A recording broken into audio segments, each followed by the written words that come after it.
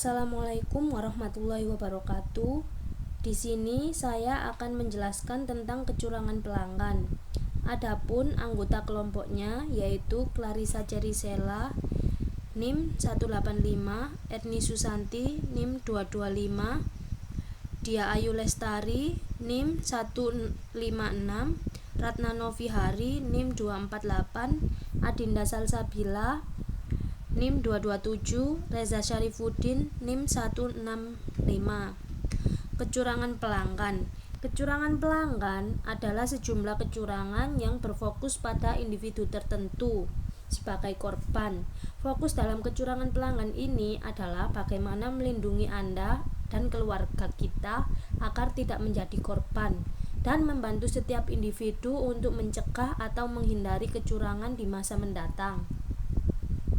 Contoh kecurangan yang paling sering terjadi di dunia nyata antara lain kecurangan produk penurunan berat badan. Yang kedua, penipuan dari pihak asing. Yang ketiga, tagihan tidak diotorisasi yaitu kelompok pembeli. Yang keempat, promosi berhadiah. Yang kelima, program bekerja di rumah. Yang keenam, asuransi kartu kredit. Yang ketujuh, tagihan tidak diotorisasi yaitu layanan internet. Yang ke-8, penipuan pinjaman dengan biaya dibayar di muka. Yang ke-9, penipuan perbaikan kredit. Dan yang terakhir, kesempatan bisnis. Pencurian identitas menurut FTC atau Federal Trade Commission. Pencurian identitas adalah tipe kecurangan pelanggan yang paling umum terjadi yang memengaruhi ribuan orang setiap harinya. Pencurian identitas digunakan untuk menjelaskan kondisi ketika seseorang menggunakan nama, alamat, nomor jaminan sosial, nomor rekening bank, atau kartu kredit dan informasi identifikasi lain milik orang lain untuk melakukan kecurangan atau kejahatan lainnya. Konsekuensi yang paling merugikan dari adanya pencurian identitas bukanlah kerugian uang, namun kerugian kredit, reputasi, dan informasi yang salah yang sangat sulit untuk diperbaiki. Jika pelaku memastikan bahwa tagihan kartu kredit yang diperoleh dengan cara yang salah atau laporan bank menunjukkan adanya penarikan yang tidak sah, tidak dikirim ke alamat korban, korban mungkin tidak akan menyadari apa yang terjadi sampai pelaku menimbulkan kerusakan besar pada aset, kredit, dan reputasi korban. Ketika pencurian identitas terjadi, akan sangat sulit, mahal, dan memakan waktu melakukan investigasi dan berupaya menyelesaikannya. Siklus pencurian identitas ada 3. Yang pertama, tahap penemuan. Pada tahap ini, pelaku memperoleh informasi, kemudian pelaku melakukan verifikasi atas informasi. Tahap kedua yaitu tindakan. Pelaku mengumpulkan seluruh dokumentasi. Yang kedua, pelaku menyusun tindakan untuk menutupi atau menyembunyikan kecurangan. Di tahap ketiga yaitu tahap percobaan. Tindakan tingkat pertama contohnya yaitu pencurian kecil untuk menguji informasi yang dicuri. Di tindakan tingkat kedua, pencurian yang lebih besar, seringkali melibatkan interaksi pribadi tanpa adanya kemungkinan tertangkap. Tindakan tingkat ketiga yaitu pencurian terbesar yang dilakukan setelah pelaku memiliki keyakinan bahwa skema yang dilakukan telah berhasil. Bagaimana sih pelaku mengonversikan informasi pribadi menjadi keuntungan finansial? Setelah pelaku kecurangan mengakses informasi pribadi, mereka menggunakan informasi tersebut untuk keuntungan finansialnya. Beberapa pembeli yang biasanya dilakukan oleh pelaku pencurian identitas antara lain: 1. Membeli barang yang besar seperti komputer atau televisi. 2. Melakukan pinjaman untuk membeli mobil, rumah, dan pinjaman lainnya. Yang ketiga, menggunakan layanan telepon atau jaringan nikarbel atas nama korban. Yang keempat, menggunakan cek atau kartu debit fiktif. Kelima, membuka akun bank baru. Keenam, mendaftarkan kebangkrutan atas nama korban. Ketujuh, melaporkan nama korban ke polisi sebagai pengganti nama mereka. Kedelapan, membuka akun kartu kredit baru. Dan yang terakhir, mengubah alamat surat korban. Mencuri identitas korban. Pelaku dapat memperoleh informasi yang dibutuhkan sesuai situs Department of Justice Amerika. Ada beberapa metode sebagai berikut. Pertama, pelaku memperoleh informasi pribadi dengan berlagak seperti pegawai pemerintah atau perwakilan organisasi yang sah. Yang kedua, pelaku melihat atau mendengar Anda memasukkan kartu kredit yang dikenal dengan shoulder surfing. Yang ketiga, pelaku memeriksa folder spam atau trash komputer, aktivitas yang disebut dumpster diving. Yang keempat, pelaku melakukan skim informasi kartu kredit ketika membayar tagihan mereka. Skimming adalah metode berteknologi tinggi yang memungkinkan pencuri memperoleh informasi pribadi atau informasi akun dari kartu kredit, SIM, atau bahkan paspor. Skimming adalah taktik biasa digunakan untuk melakukan kecurangan kartu kredit, tetapi juga banyak digunakan di kalangan pencuri identitas. Contoh skim yaitu skimming di restoran, skimming pada mesin ATM atau pom bensin, skimming oleh pegawai toko. Beberapa jenis teknik pengumpulan informasi yang biasa digunakan oleh pelaku kecurangan identitas antara lain: yang pertama, pelaku mengumpulkan informasi dari kegiatan bisnis, contoh meretas komputer organisasi atau memperdaya pegawai. Yang kedua, pelaku mencuri dompet atau tas tangan untuk mendapat informasi atau identifikasi rahasia. Yang ketiga, pelaku menyelinap ke rumah korban atau mencuri informasi mereka. Yang keempat, pelaku mencuri surat yang bisa saja berisi informasi bank, cek, informasi kartu kredit, dan informasi pajak. Yang kelima, pelaku mengisi formulir perubahan alamat sesuai keinginan pelaku. Yang keenam, pelaku kecurangan melakukan shoulder surfing ketika ia akan melihat pelanggan dan lokasi terdekat. Yang ketujuh, pelaku mulai menggunakan internet untuk mencuri informasi lewat phishing penipuan yang menggunakan pesan spam atau pop-up message untuk menipu pelanggan. Meminimalkan resiko. Ada beberapa cara proaktif untuk meminimalkan resiko pencurian identitas. Beberapa cara paling efektif adalah melindungi surat Anda dari pencurian. Yang kedua, menyingkirkan kartu kredit yang belum disetujui. Ketiga, cek informasi kredit pribadi atau laporan kredit paling sedikit 1 tahun sekali.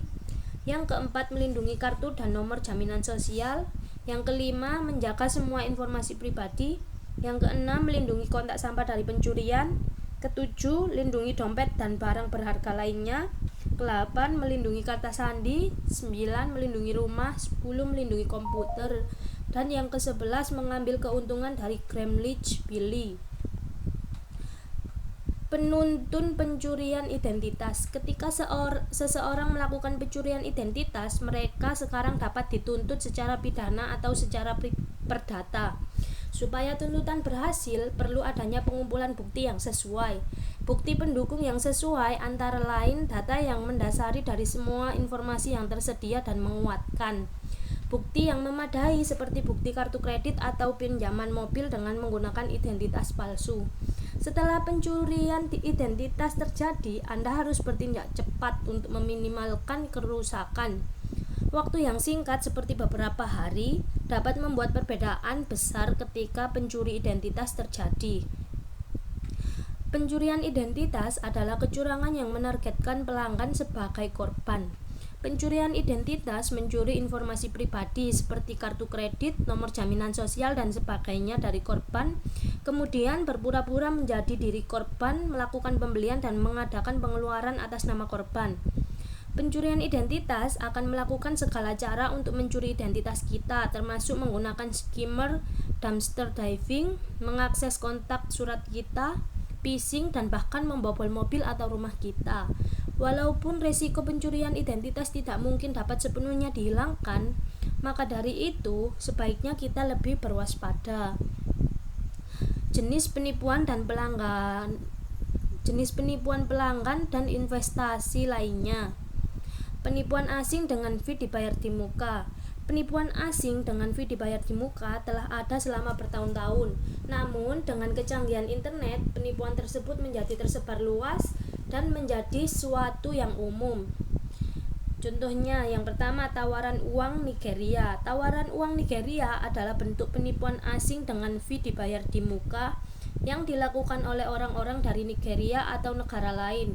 Biasanya negara miskin menghubungi korban lewat surel, faks, atau telepon dan menawarkan jutaan dolar uang kepada korban. Permasalahannya adalah untuk mentransfer uang ini kepada korban, ia perlu memberikan nama dan nomor akun bank termasuk nomor rute dan sebagainya, sehingga uang itu dapat ditransfer. Pelaku kemudian menggunakan informasi ini untuk mengosongkan akun korban dan melakukan kecurangan lainnya. Kebanyakan tawaran ini juga akan mengirimkan dokumen yang tampak resmi. Dokumen-dokumen ini selalu palsu, namun terdapat banyak korban yang menaruh kepercayaan terhadap klaim pelaku. Seringkali tawaran tersebut juga meminta korban untuk mengirimkan nomor akun bank untuk menunjukkan bahwa korban akan menerima penawaran tersebut. Tawaran lain akan meminta korban untuk membayar fee dalam jumlah besar untuk merespon transaksi. Setelah korban merespon surat tersebut atau telah ditipu satu kali, pelaku akan terus membuat korban membayar fee transaksi setiap kali memberitahukan korban bahwa ini adalah fee yang terakhir diperlukan. Penipuan clearinghouse terjadi ketika korban menerima surat yang dengan salah menyatakan bahwa penulis adalah perwakilan dari bank asing. Bank asing ini bertindak seolah-olah sebagai sebuah clearinghouse untuk modal ventura di suatu negara tertentu. Perusahaan yang curang ini akan mencoba untuk membuat korban berinvestasi dalam perusahaan modal ventura asing. Untuk memberi kesan bahwa perusahaan tersebut adalah perusahaan yang sah, pelaku akan membuat akun bank di Amerika Serikat. Ketika korban mentransfer uang ke dalam akun domestik, pelaku segera mentransfer uangnya ke luar negeri karena tidak akan pernah terlihat lagi. Beberapa penipuan clearinghouse akan mengembalikan porsi investasi asli dalam bentuk dividen. Namun, transfer tersebut dibuat hanya untuk memberi kepercayaan kepada korban dalam penipuan tersebut, sehingga korban akan menginvestasikan uang lebih banyak lagi. Pada akhirnya, uangnya ditransfer dan hilang. Yang kedua, transfer dana dari surat wasiat. Dalam penipuan ini, pelaku menipu badan amal, universitas, organisasi non-profit, dan kelompok agama. Organisasi-organisasi ini akan menerima surat dari dermawan misterius yang tertarik untuk menyumbangkan sejumlah uang dalam jumlah besar. Namun, untuk mendapatkan uang tersebut, badan amal perlu membayar pajak atau fee pemerintah. Setelah pajak dan biaya ini dibayar, korban tidak dapat menghubungi dermawan lagi. Penjualan minyak mentah di bawah harga pasar adalah jenis lain dari penipuan asing dengan fee dibayar di muka. Dalam penipuan ini, korban menerima tawaran untuk membeli minyak mentah yang harganya di bawah harga pasar. Namun, supaya bisa mendapatkan harga di bawah harga pasar, korban perlu membayar fee registrasi dan lisensi khusus. Setelah korban membayar fee tersebut, penjual akan menghilang. Skema bekerja di rumah atau multi-level marketing. Perusahaan multi-level marketing ketika terstruktur dengan benar dengan orang yang jujur, MLM adalah bentuk bisnis yang sah. Di sebagian besar program MLM, perwakilan perusahaan bertindak sebagai penjual produk nyata seperti krim wajah, peralatan kesehatan, deterjen, dan suplemen makanan. Orang-orang ini merupakan distributor independen dari bisnis yang sah. Untuk meningkatkan proses distribusi, perwakilan organisasi ini merekrut teman, anggota keluarga, dan orang lain untuk bergabung dengan mereka untuk menjual produk. Secara umum, distributor mendapatkan uang, baik ketika mereka menjual secara pribadi maupun ketika orang yang mereka rekrut juga menjual. Namun, salah satu skema bekerja di rumah yang paling umum adalah kecurangan manipulasi dari organisasi MLM yang sah. Salah satu jenis organisasi MLM yang curang disebut juga skema piramida atau Ponzi. Mereka tidak menjual produk nyata yang sah, tetapi hanya memiliki produk dan keuntungan khayalan. MLM Ponzi dapat terlihat seperti MLM yang tidak curang. Namun, MLM Ponzi cenderung berfokus pada usaha mereka untuk merekrut anggota baru dibanding menjual produk yang sah.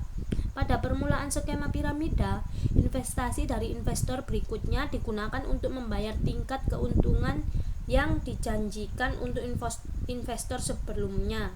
Skema piramidanya yang pertama ada investor awal. Di tingkatan kedua ada rekrutmen generasi pertama. Investasi ini digunakan untuk membayar dividen bagi investor awal. Di tingkat ketiga ada rekrutmen generasi kedua, yaitu investasinya digunakan untuk membayar dividen bagi investor generasi pertama.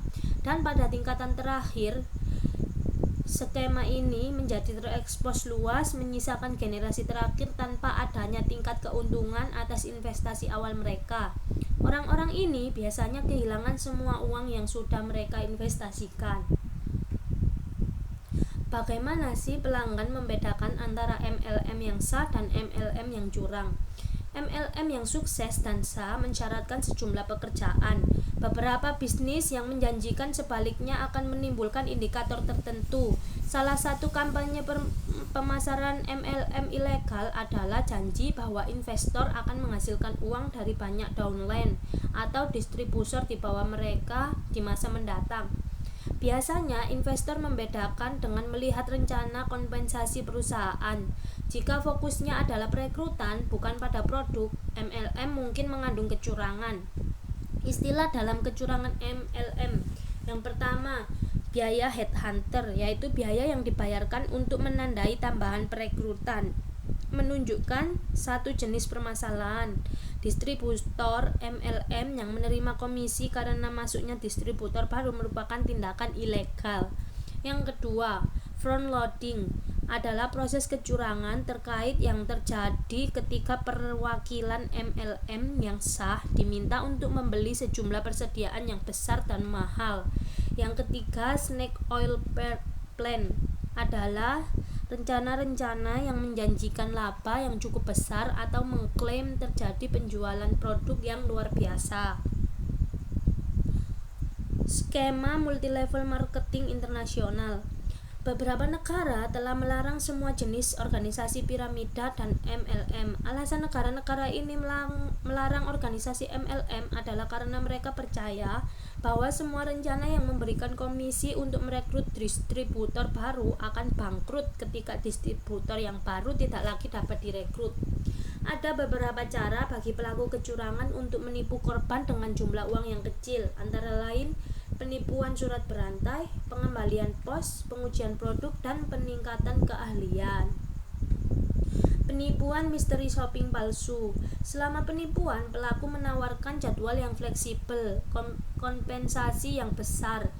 Pelaku mengiming-iming hampir semua korban. Biasanya misteri shopping dilakukan oleh manajer barang yang mengenal pemasok, harga produk, dan perdagangan lain dalam industri tersebut. Kecurangan telemarketing. Telepon menjadi alamat utama yang digunakan untuk melakukan kecurangan terhadap korban. Kesempatan untuk bicara secara langsung membuat kecurangan telemarketing menjadi lebih efektif dibandingkan dengan pendekatan internet atau surat menyurat. Kecurangan telemarketing melibatkan transaksi besar dan kecil. Transaksi besar terdiri dari beberapa jenis penipuan investasi, sedangkan transaksi kecil terdiri dari undian, fee fiktif atau berlangganan majalah. Perlindungan dari kecurangan telemarketing antara lain yang pertama, tidak memberikan informasi data pribadi kepada orang lain. Yang kedua, menghindari panggilan telepon secara langsung. Penipuan investasi. Penipuan investasi adalah kecurangan yang terkait dengan saham, obligasi, komoditas, perseroan terbatas, real estate, atau jenis investasi lainnya. Dalam kecurangan investasi, pelaku biasanya membuat janji palsu atau adanya fakta yang salah saji untuk memengaruhi orang-orang supaya melakukan investasi. Perbedaan antara penipuan investasi dengan penipuan yang dilakukan di luar organisasi adalah bahwa skema investasi ini hanya memiliki satu investor. Sekian presentasi dari kelompok kami, kurang lebihnya mohon maaf. Wassalamualaikum warahmatullahi wabarakatuh.